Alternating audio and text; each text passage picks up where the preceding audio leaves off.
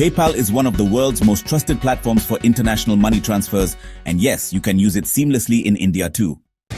If you're looking for how to use PayPal in India, whether for freelancing income, online shopping, or sending money abroad, this guide is for you. To get started, the first step is how to create PayPal account in India. Visit www.paypal.com/in and choose between a personal or business account. After entering your email and personal details, you'll need to link your PAN card and an active Indian bank account.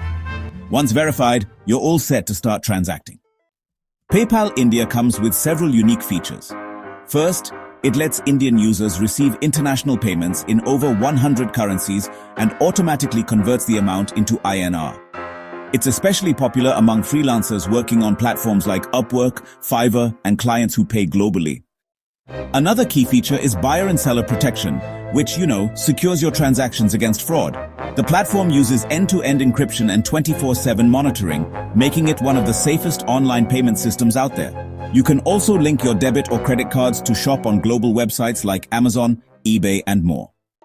One standout benefit is PayPal's mobile app. It makes tracking transactions, sending invoices, and receiving money super easy, even on the go.